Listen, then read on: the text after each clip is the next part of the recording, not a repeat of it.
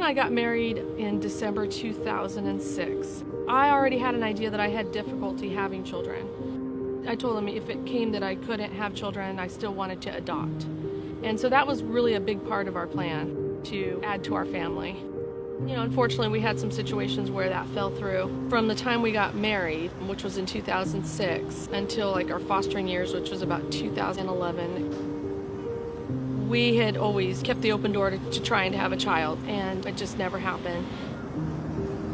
While we were waiting, like that 7-year period, we had gone through a couple failed adoptions. But it was almost like when I went through one of the hardest ones where we had the child, and it was a couple weeks later where she had changed her mind. I really went through a lot. There were some dark periods where Annette really questioned God. We had a trip coming up to California to visit Pastor Ken and Eve at OPUC. And while we're there, Pastor Ken says, hey, you know, you guys have come through this. How about Wednesday night you come, we'll sit down, we'll talk, we'll ask some questions. Maybe you can help some other people that are struggling with that pain and how you got through it. So we said, sure.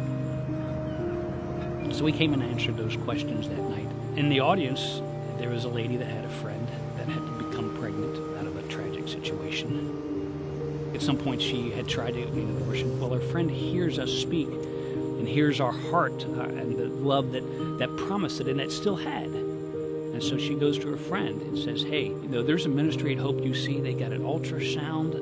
Look at your baby and see if everything's all right. She talked her into coming and getting that ultrasound. Ultrasounds change people's lives because when they can actually see what's going on inside, it makes all the difference in the world. So she did, which then started the ball rolling for some other amazing things.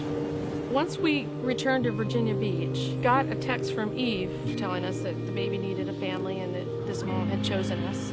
This is the amazing thing is we had a lot of things in place. Because of the failed adoption, we already had a home study. We already knew what to do. It actually prepared us for faith. As we came out there, Faith was born early. Everybody told us she was going to be born with drugs in her system, and we would probably have to worry about some things because of the early attempts at abortion. I'm going out there thinking we're going to go through abstinence syndrome, and she's born with nothing. If you look at it from a human standpoint, the odds just aren't there for that. She was born just pure, and it broke me when I picked her up. And she's just so precious and pure, and was just really the perfect baby. Slept, ate when she should, hardly ever fussed, and was always smiling and talking to you. And that's all she does today is talk. As she begins to grow, there's just special insights that somehow God put into this child. That she just makes people feel loved. The way she goes up and hugs them and the laugh that she has. It's just a belly laugh that just continues to this day. Quite often we'd ask Faith, why are you so cute? Why are you so loving? And out of nowhere, she started saying on her own, because God. You know, I don't know if many people realize there's so many key players.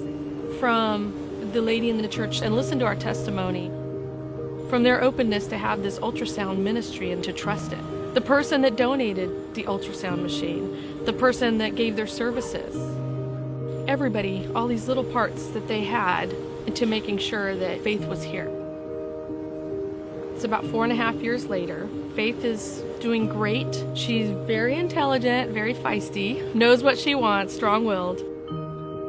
We can't imagine our lives without her. And if you asked any member of our family, from our adult children to our extended relatives, you know, I don't think any of them could imagine not having her as part of our family.